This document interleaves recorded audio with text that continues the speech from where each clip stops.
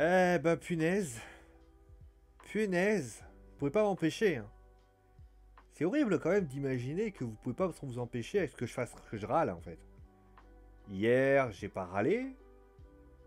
Il a fallu que c'est aujourd'hui je râle.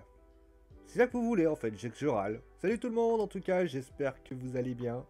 Salut les amis, j'espère en tout cas que vous allez bien. Et on se retrouve et oui pour le débriefing, la review du match entre le Paris Saint-Germain et le FC Barcelone.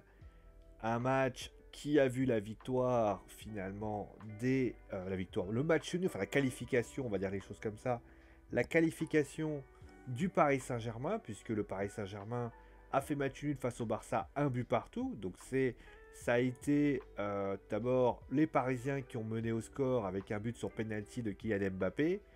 À la 37e minute, Lionel Messi avec un coup de canon marquera la 37e. Et puis bah finalement, eh bien, il y aura d'ailleurs, on notera des occasions de tous les côtés. Il y aura eu des occasions du côté de Keylor Navas qui aura fait des arrêts de génie. Notamment un arrêt qui pour moi est l'arrêt déterminant de la rencontre. C'est le penalty puisque nous sommes donc quasiment à la fin de la première mi-temps. Et Keylor Navas se retrouve donc va devoir arrêter un penalty puisque Kurzawa, encore lui, eh bien, fait un mauvais geste sur Antoine Griezmann.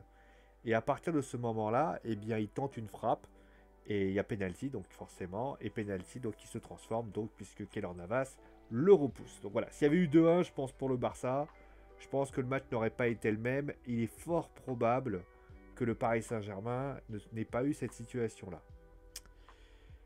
Paris n'a pas fait un bon match. Voilà, c'est clair. On va commencer tout de suite avec le FC Barcelone. On terminera bien sûr avec le Paris Saint-Germain puisque c'est le club dont on va parler le plus important. Juste pour info, les deux pénaltys, de mon point de vue, sont sont accordés, puisqu'ils sont à peu près de la même façon. Celui de Mauro Icardi ressemble beaucoup à celui qu'avait causé Levin Kurzawa. D'ailleurs, j'ai failli imaginer ce qui s'est passé au match aller, là, on va dire au retour. Clairement, ça devait être la raison inversée, si vous voulez.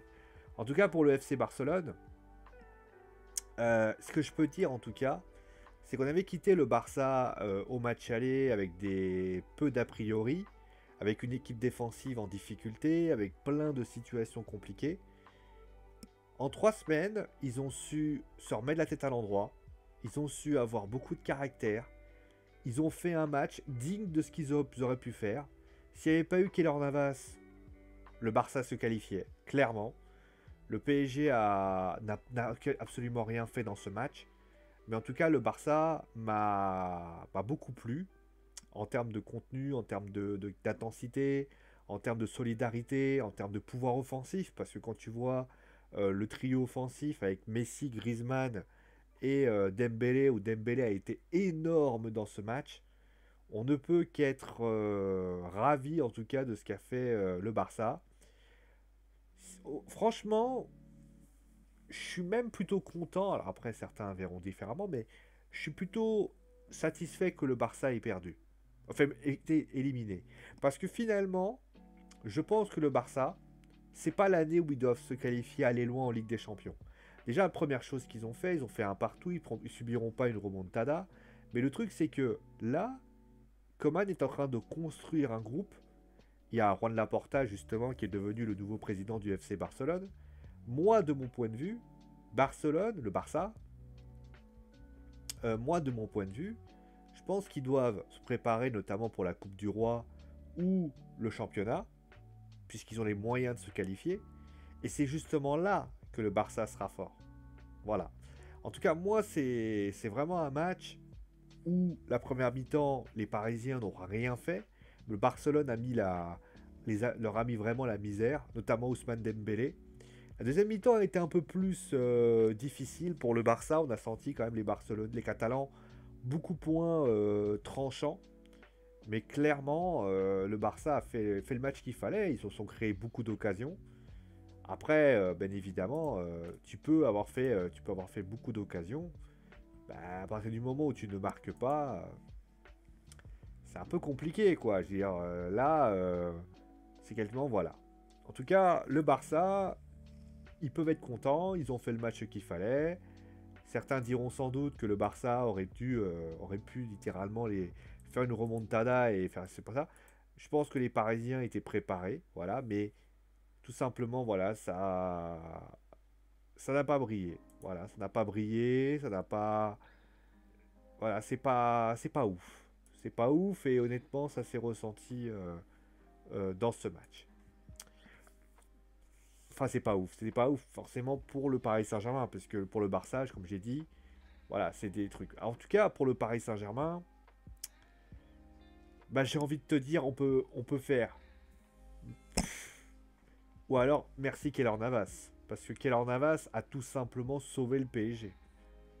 Celui qui vient me voir et qui dit, voilà, que le Paris Saint-Germain, entre les anciens Paris Saint-Germain, c'est-à-dire celui d'il y a 2 ans, et celui où il y a eu la fameuse remontada, etc., la réalité, c'est que le PSG, s'il y a une leçon à retenir de ce qui s'est passé, c'est que le Paris Saint-Germain a tout simplement aurait pu se prendre nouvelles remontadas.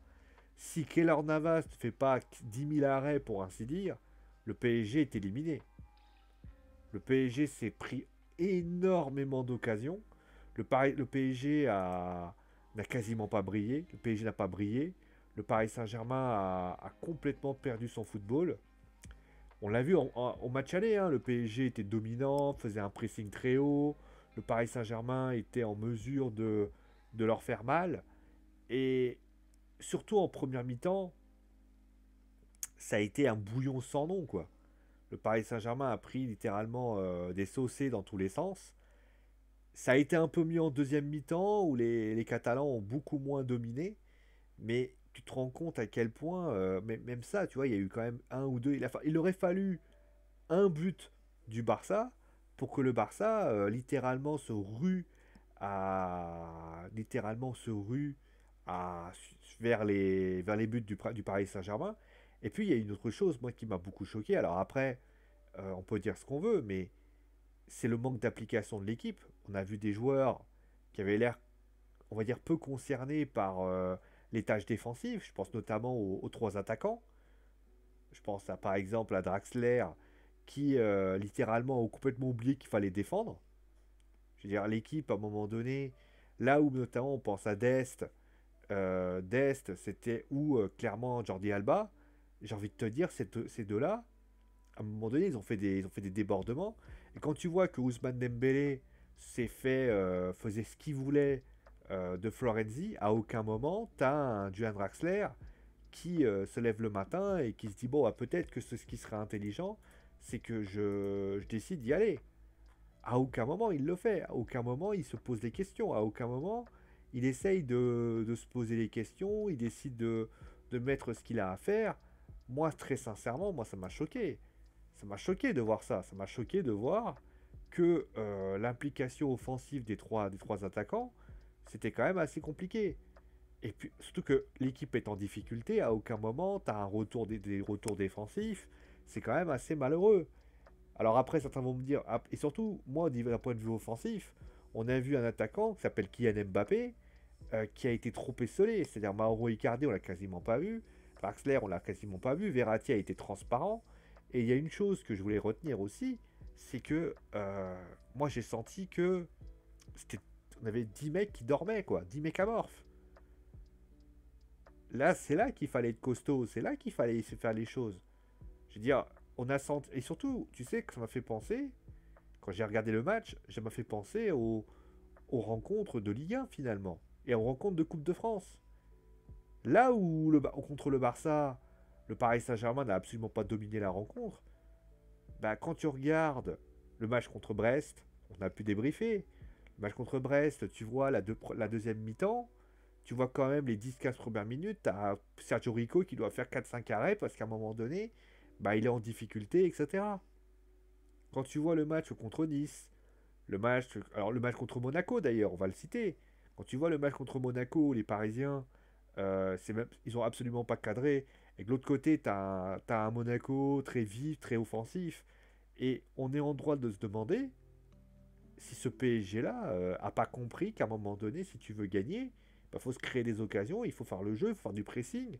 Il y a un manque d'implication vraiment de cette équipe. Là où on pensait littéralement, j'entendais Luis Fernandez dire oui, bah Mauricio Pochettino, il va bouger l'équipe, il va faire. T'as quand même le sentiment que l'équipe elle arrive pas à se motiver plus que ça. Je sais pas ce que vont dire les joueurs, j'ai pas encore les interviews, mais ça manque. Si Keylor Navas n'est pas là, le PSG ils prennent un bouillon sans nom et on aurait tous été là en train de dire ben aujourd'hui qu'est-ce que c'est que cette histoire.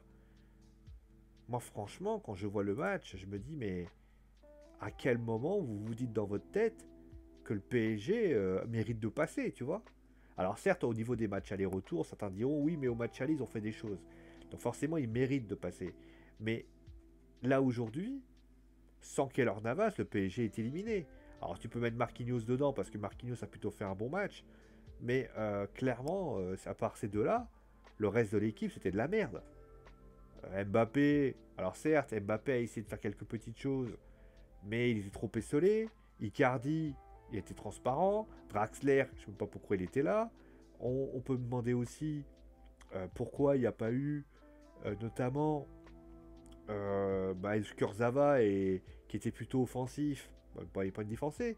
Alors certains diront oui, le PSG a joué avec la trouille. Il faut pas oublier un truc, c'est que le PSG, là on va leur donner une circonstance atténuante, c'est que le PSG, malgré le fait, voilà, a joué avec la trouille, et plus important qu'avoir joué avec la trouille, le PSG a quand même fait match nul. C'est-à-dire que quand l'équipe elle fait quand même de la merde, le PSG réussit quand même à ramener un résultat et c'est quand même intéressant.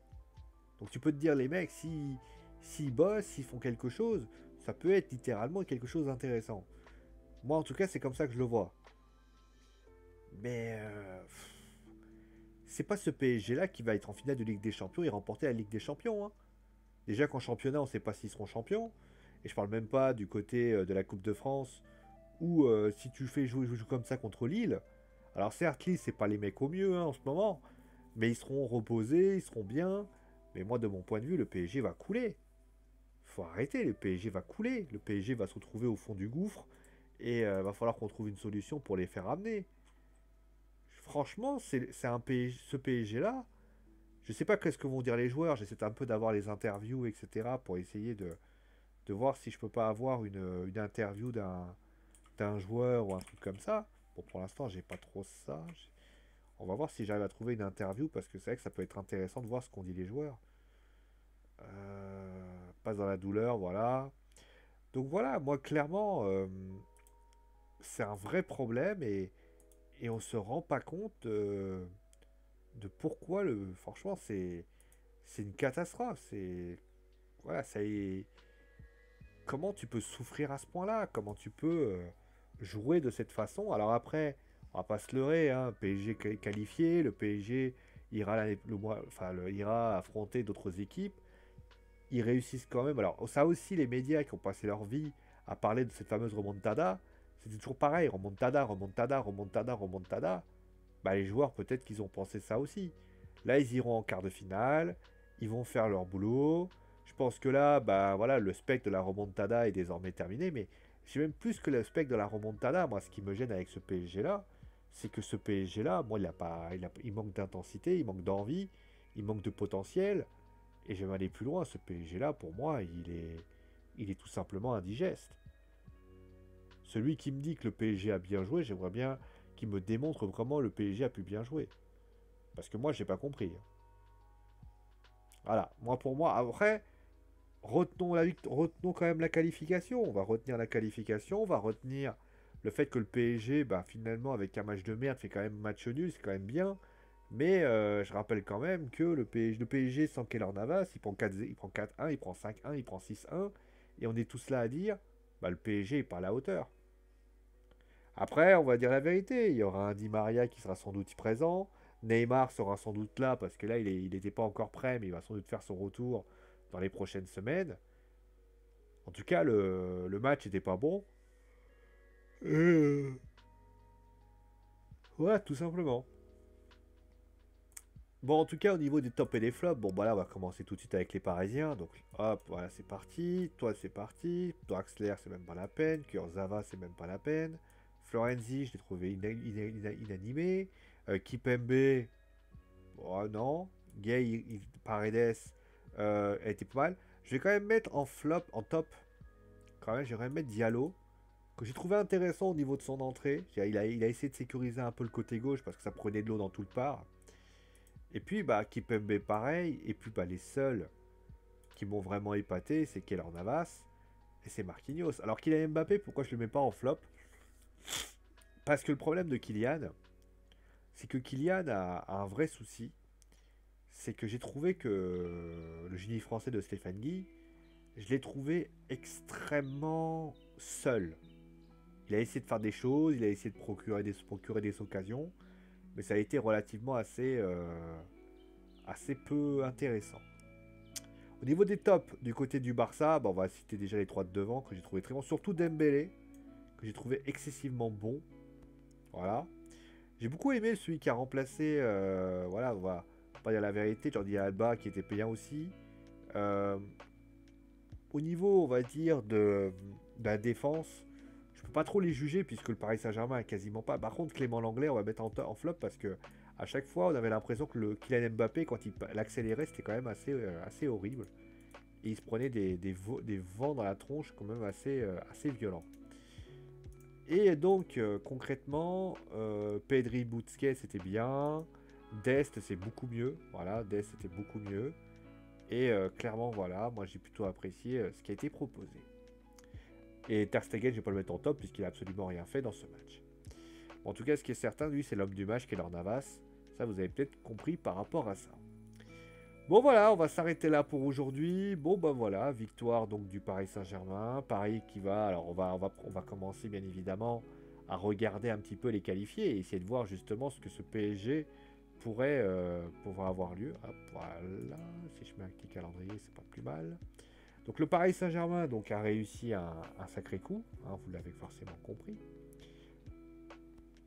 Est-ce qu'il me mettra les quarts de finale? Non, il ne met pas les quarts de finale. Donc au niveau du PSG, donc on va pas se leurrer, voilà. Le PSG pourra donc recevoir Liverpool, ils peuvent recevoir Porto, Dortmund, ce qui est très intéressant. Ils vont pouvoir aussi recevoir, alors certes il manquera les équipes de la semaine prochaine, mais tu peux te douter qu'il y aura le Bayern de Munich dans l'histoire parce que le Bayern a quand même mis 4-1 à la Lazio la semaine dernière, donc ça me paraît quand même compliqué. Chelsea on verra, voilà, c'est peut-être un petit peu la petite entreprise. Manchester City, ça me paraît bon. Il restera le Real, on verra ce qui se passera. Mais voilà, en tout cas, on peut imaginer, donc si on fait le tri, il y aura donc, je le répète, donc Porto, Dortmund, Liverpool, je pense Manchester City. J'ai le Real, mais je suis pas sûr, pour l'Atalanta. Je verrais bien l'Atletico, voir Chelsea, ce serait pas mal, et le Bayern de Munich. En clair, les équipes il faut éviter à tout prix pour le PSG s'ils veulent aller loin. Enfin, même s'il faut affronter tout le monde, hein. Ça serait plutôt le Bayern déjà, parce que le Bayern est quand même une équipe assez impressionnante. Manchester City. Excusez-moi, c'est pas beau de dormir. Hein. C'est pas beau d'être sommeil. Et puis, bah, je sais pas, et d'autres, voilà. Après les autres, bah, Dortmund, on peut imaginer Erling Haaland. Donc voilà, faire quelque chose de pas mal. Liverpool, ils sont pas bien, donc on peut imaginer quelque chose, même s'ils ont battu 2-0 Leipzig. Mais voilà.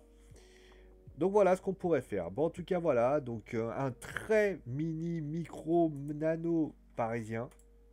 Voilà, les Parisiens n'ont absolument pas fait un bon match. Qu'est-ce que vous voulez que je vous dise de plus? Voilà, j'ai pas vu du tout un excellent PSG. Voilà, j'ai pas vu un excellent PSG. J'ai trouvé un PSG très indigeste. Et forcément, bah, ça s'est ressenti. T'invite bien sûr à me dire ce que tu as pensé du match et de tout le reste. En tout cas, merci à vous d'avoir suivi l'émission. Portez-vous bien. Et ciao les amis.